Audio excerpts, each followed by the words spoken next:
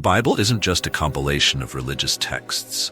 It's a vast collection of stories, filled with characters, promises, conflicts, and revelations that have shaped cultures and identities for thousands of years. Among these, few stories carry as much weight and lingering influence as that of Abraham, Sarah, Hagar, and their sons, Ishmael and Isaac. This story does more than highlight personal struggles. It reveals the roots of historical, religious, and cultural tensions that echo to this day in the relationships between Jews and Arabs. As we go through these ancient narratives, we'll see how these tales of promise and rivalry are woven into the modern world's fabric, giving insight into both the roots of persistent conflicts and the hope for reconciliation. Don't forget to like this video, share your thoughts in the comments, and subscribe if you're new here. Let's dive into a journey through one of the most powerful narratives in history.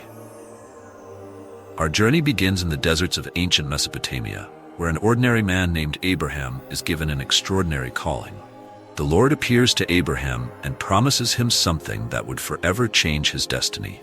In Genesis 12:2, God says, "I will make you into a great nation, and I will bless you. I will make your name great, and you will be a blessing." This wasn't merely a personal promise. It was a divine covenant meant to span generations and transform the world. Through Abraham, nations would be born, and through his lineage, God's blessing was to be spread to all people. But Abraham's life was far from simple. He and his wife Sarah were childless, advanced in years, and had long hoped for a family. In ancient times, one's lineage and legacy were of utmost importance.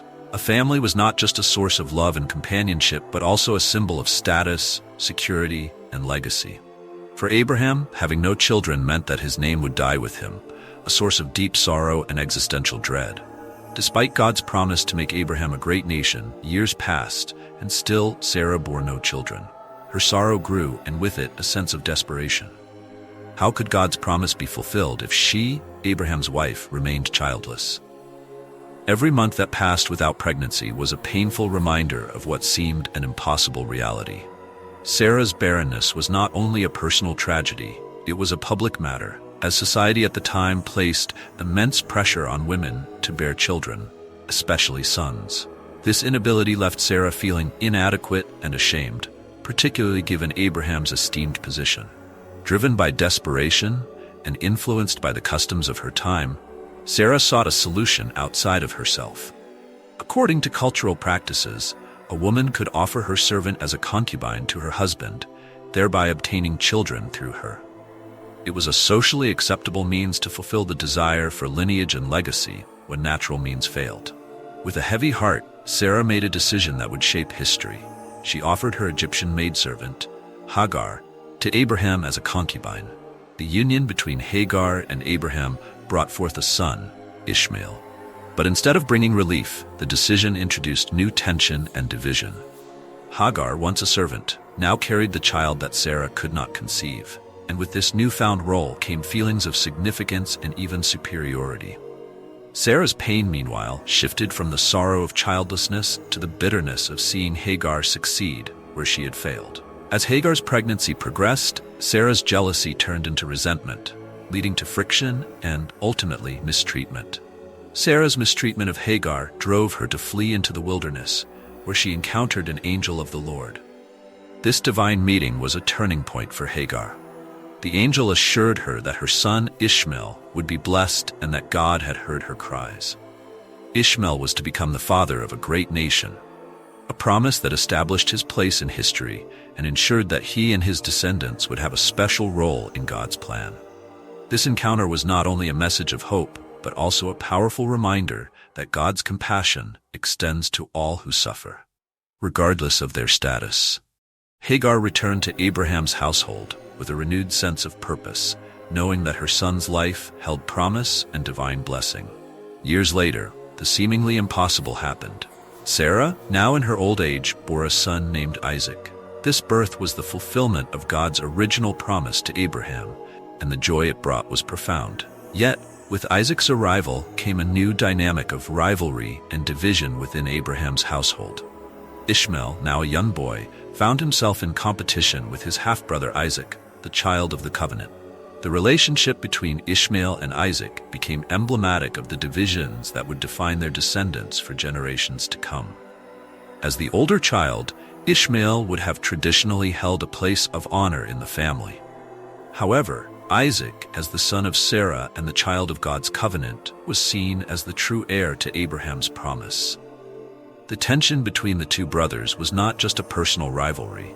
It was a conflict that represented two distinct paths, two promises, and ultimately two nations. The rivalry reached a breaking point when Sarah demanded that Abraham send Hagar and Ishmael away, fearing that Ishmael's presence would compromise Isaac's inheritance. Abraham, torn between his love for both sons, struggled with this decision. In a moment filled with sorrow, Abraham prepared provisions for Hagar and Ishmael and sent them into the wilderness. Once again, Hagar found herself in the desert, facing seemingly insurmountable odds. As their water ran out and their survival grew uncertain, Hagar wept, fearing the worst for her son. It was in this desolate moment that God intervened, providing a well of water to sustain them. The angel of the Lord reiterated the promise to Hagar that Ishmael would become the father of a great nation. Ishmael grew up in the wilderness, developing the skills and resilience necessary for survival. He became a skilled archer, and as he reached adulthood, Hagar arranged for him to marry an Egyptian woman. Ishmael's descendants would go on to form 12 tribes, fulfilling God's promise that he would become a great nation.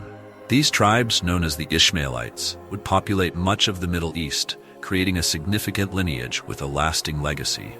The relationship between Ishmael and Isaac, while marked by rivalry, also held moments of reconciliation. In Genesis 25, the two brothers come together to bury their father, Abraham, in a rare moment of unity. This act of shared mourning hints at the deep, underlying bond between them, a bond that transcends their differences and reflects the enduring nature of family. The promises made to Isaac and Ishmael reveal an essential truth about God's plan, that divine blessings can manifest in multiple ways, even through paths that seem to diverge. Isaac, as the child of the covenant, would father the line leading to the nation of Israel and ultimately to the Christian tradition. Ishmael, meanwhile, would become a foundational figure for many Arab tribes and, by extension, the Islamic tradition. This shared lineage underscores the deep connections between Jews and Arabs, even as it highlights the roots of their differences. In modern times, the conflict between Jews and Arabs often seems like an unbreakable cycle of rivalry, one steeped in a complex mix of religious, cultural, and political factors. The biblical narrative shows us that these conflicts are not just rooted in modern politics, but have ancient spiritual foundations. The rivalry between Isaac and Ishmael, while specific to their lives, symbolizes a broader struggle for identity and divine favor, issues that continue to shape interactions between their descendants. The Bible's message, however, goes beyond rivalry. It's a call to unity, love, and reconciliation. In Genesis 12:3, God tells Abraham, "All peoples on earth will be blessed through you." This promise indicates that God's plan was never limited to one nation or one group, but was meant to extend to all humanity. Jesus himself emphasized this message, calling for love, forgiveness, and the breaking down of barriers between people. In Matthew 5:44, Jesus instructs, "Love your enemies and pray for those who persecute you." This radical message challenges each of us to look beyond ancient rivalries and focus on our shared humanity. In a world marked by division, the biblical narrative offers a vision of unity, reminding us that God's ultimate desire is for reconciliation. The stories of Ishmael and Isaac, Hagar and Sarah, teach us that even the most profound conflicts can hold seeds of reconciliation. Despite their differences, Ishmael and Isaac shared a bond as sons of Abraham, and their descendants carry a legacy that intertwines their histories, cultures, and faiths. In Revelation 7:9, we glimpse a vision of the future in which people from every nation, tribe, and language stand together in worship, a powerful symbol of the unity that God envisions. As we reflect on these ancient stories, let us be inspired to seek peace in our own lives and to work toward understanding and unity. Leave a comment with your thoughts, and don't forget to like and subscribe for more discussions on the Bible's timeless teachings. May these stories of faith, resilience, and divine promise encourage us to build bridges where there are walls, and to work toward the fulfillment of God's plan for peace among all nations. Thank you so much for joining us on this journey through the stories and teachings of the Bible. If you found today's message inspiring or learned something new, don't forget to give this video a thumbs up and share it with others who might benefit from these reflections. Make sure to subscribe and turn on the notification bell so you never miss out on our future videos. We're here every week, diving deeper into Scripture, exploring its history, lessons, and its relevance for our lives today. Until next time, may you walk in faith, hope, and love. Take care, and God bless.